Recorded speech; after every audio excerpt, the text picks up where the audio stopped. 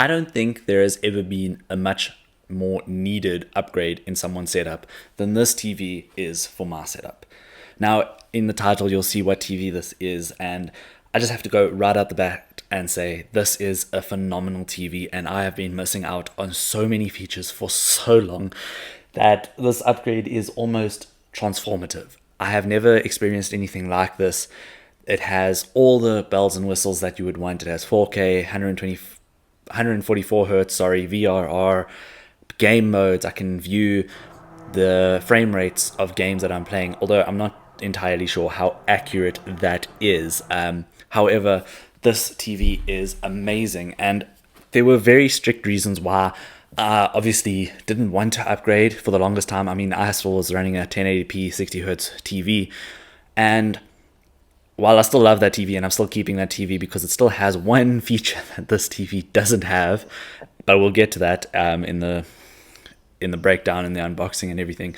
I just have to say this upgrade has changed my gaming experience. There are some games that I have never experienced at the level that I've been experiencing them now. Gran Turismo looks phenomenal, but Gran Turismo looks phenomenal on everything. Games like Star Wars Battlefront looked really good already, even better in 4K. That's a PS4 game. Asphalt Legends Unite, fantastic game with this TV speakers, even better. Horizon Forbidden West, wow. I knew this game was beautiful, but wow. I don't think I ever expected it to look the way it does. It is easily the best looking PS5 game out there, and that's closely followed by Marvel Spider-Man 2, and I haven't tested all the games. I've done Marvel Spider-Man 2, Gran Turismo, Astrobot, Asphalt Legends, Dead Space. Dead Space is way scarier in 4K. Can I just put that out there? I was enjoying this game, and I still am. I don't like survival horrors, but this game is really, really good, and that pains me to say because I don't want EA to win, and it sucks that they're not remaking the second one because now I want to go back and play the second and third one as well when I finish this one, so I'll have to do that on PS3, but that gives me more games to play on the PS3. Speaking of the PS3, it also looks really good on this system, but I am digressing. Let's move into the unboxing and the setup and talk you through everything that I've done. You'll see, no, you won't see. There are LED lights behind me. I'll have them on for the outro, and you'll see them in the video and me putting them on and everything. But let's hop straight over into that right now.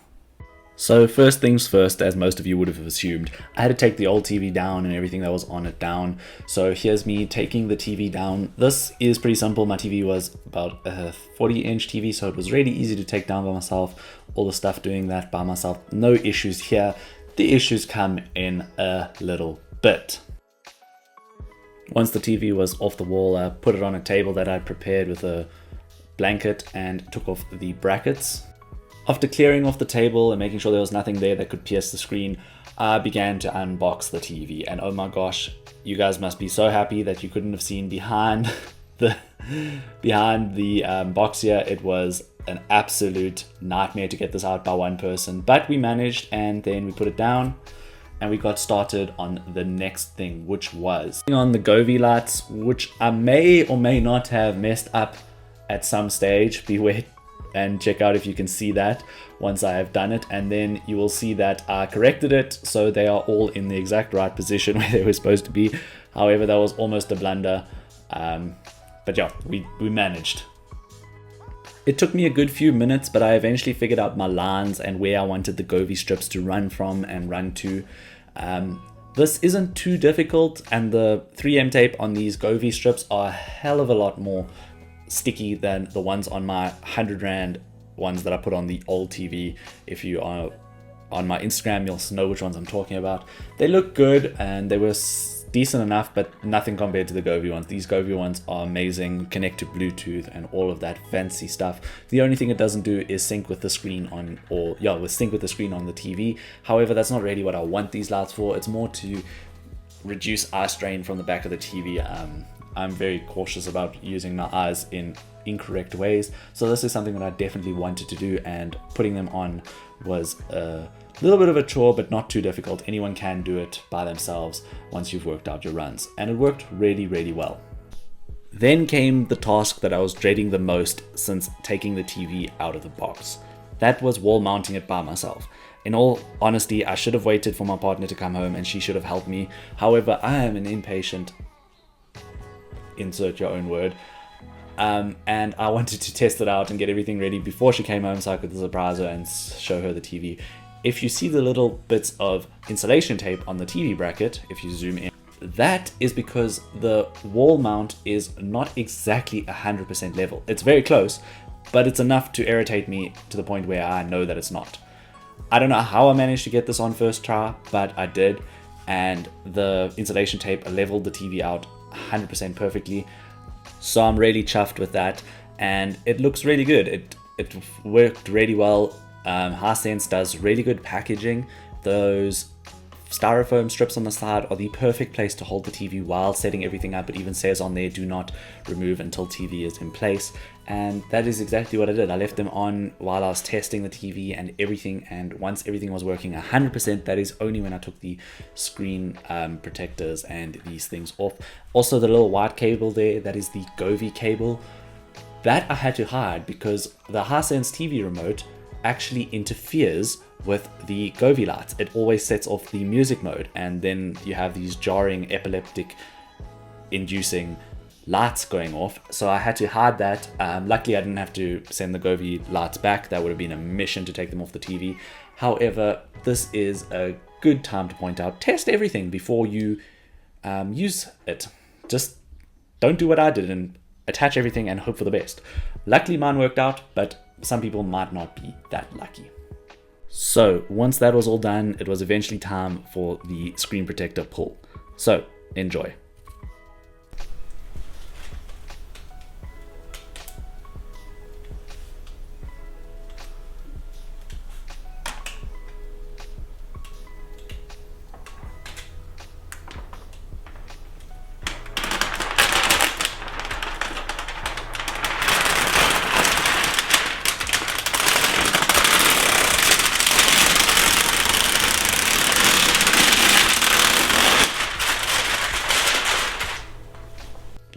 Once the obligatory screen protector pull was done, I immediately hopped into gaming. I tested out the lights, I put everything back to where it's supposed to be, and I just have to say, wow. Wow, wow, wow. I don't even think the footage on the screen does this TV any justice. Now, this is a QLED's TV. It is 4K, 144 Hertz, VRR. It has built-in AirPlay, which is fantastic for me as an iPhone user. Yes, hate me in the comments. I don't mind. It's just to keep work and play separate. So I use iPhone, Mac, and iPad to keep my work separate from my gaming, which is done on a PlayStation 5, obviously. The features that this TV has really stand out. The frame rate counter is something that, while it is cool, I don't think it works 100% of the time. I am pretty sure Gran Turismo is not running at 119 frames per second here. So do with that as you will. Obviously, there are much more industrial things to use to track your frame rates. This is just a cool added benefit to this built into this TV. Now, this TV additionally also has a built-in subwoofer. Now, at first, you're probably thinking, it's another TV speaker. And for the most part, yes, you're right. It is just another built-in TV speaker. However,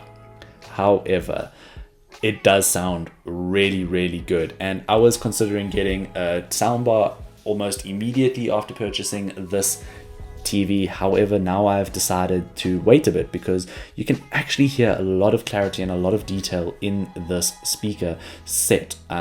Now, speaking of the subwoofer actually caused a little bit of problems for me. It is in the middle of the back of the TV where your mounting brackets for your wall mounts are supposed to go. So I had to put washers under my mounting bracket in order for it to lift and not interfere with the speaker. However, this doesn't seem to be affecting the sound quality or the quality of the TV at all. I just have to say that the speaker sounds amazing. However, that is secondary to everything else that comes with this TV. The quality of the QLED screen is really good. Obviously, an OLED would be a lot better, but that would also be a lot more expensive, almost double, sometimes even triple what I paid for this. And it just wasn't something that I was willing to do for one feature where this TV has everything else. Now, I don't know if we've mentioned it before, but this TV is the E7N Pro by Hisense, and it is only available online in South Africa at takealot.com. There are, I think, 4 left, and if you really want a TV that is really good, I mean, there's bigger sizes that you could purchase of the same TV. I highly recommend this TV for gamers. It is amazing. Obviously, the media features built in are also really great, so I don't have a problem with those. Media is a secondary thing for me. I was obviously after a gaming TV, which we received with this package, and I love it. Now, I did pay for this TV out of my own money, so this is my own thoughts. There is no sponsorship here, although Hisense SA, I think you could pop me a copy of Black Myth Wukong, because that is the official partner for this TV, or this TV is the official Black Myth Wukong TV, if you want to put it like that. It has an official Black Myth Wukong built-in mode. I don't know how to activate it yet, but if I get a copy of Black Myth Wukong, I will definitely try to do something of that sort. But this is just an initial thoughts of the TV and the experiences that I've had so far in my very limited testing. I think I've only had it for like 2 days.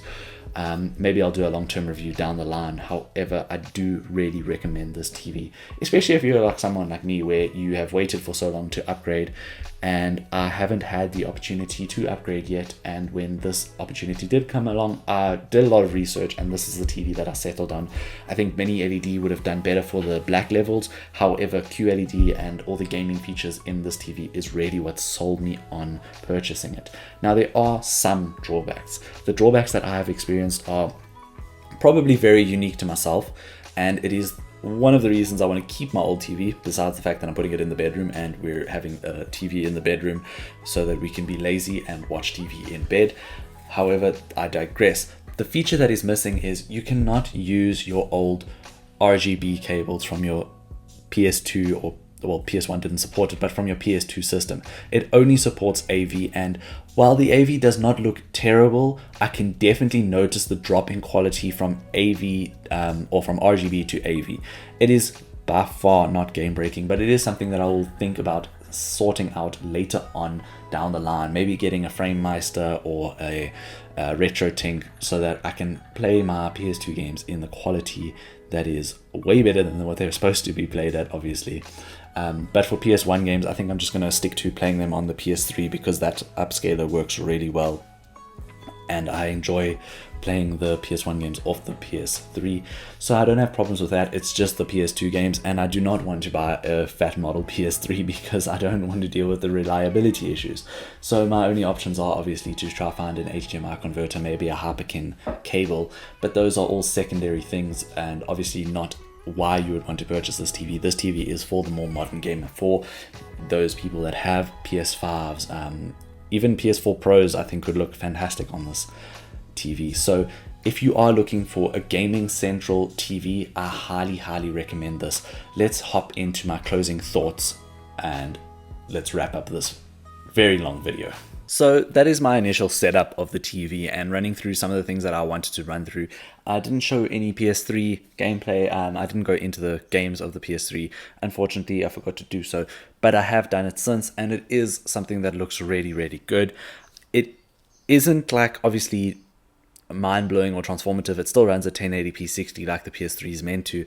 And the games that I was playing, I think I just started the challenge of Hades in God of War Chains of Olympus. Looked really good, no problems there. So the PS3 runs fantastically off the TV, but obviously the main attraction here is your new next-gen, probably just current-gen consoles now. I don't think we can call them next-gen anymore, unless we're still waiting for games, because I know a lot of people are still complaining that we still do not have enough titles on this next generation, and now we're having a PS5 Pro. But that's a different story. I'm not here to talk about that. I'm here to talk about this TV, and it's fantastic. I really enjoy playing this, playing on this TV. It makes me want to play the most graphically intensive and most beautiful games. So PS5 Pro maybe doesn't sound so ridiculous. However, just your base model PS5, playing some of these games, if you haven't experienced them in like 4K, I know a lot of people still play 1080p and 1440p on monitors. That's a different story. I don't think I'll notice the difference as majorly if I'm still playing on my 1080p 144 Hz LG TV, because that monitor on the monitor, sorry, that monitor has amazing color accuracy great HDR. So that's a bit of a different story. However, here, oh, that's something I haven't mentioned. This also has HDR10, obviously. But yeah, if you want a full list of features, I'm going to link the product down below in the description, the Hisense product review and the Takealot listing. Unfortunately, Takealot doesn't do any affiliate links, so I won't get any kickback off of that. But I'm just doing that because I want you guys to maybe consider this TV because I really, really, really enjoy it. I can't wait to just hop into more games. So let me know what your game recommendations are down in the comments below for the games that look the best on 4K 144 hertz TVs. Anyways, I hope you are enjoying your weekend so far and that you're playing something as great as Dead Space. Cheers.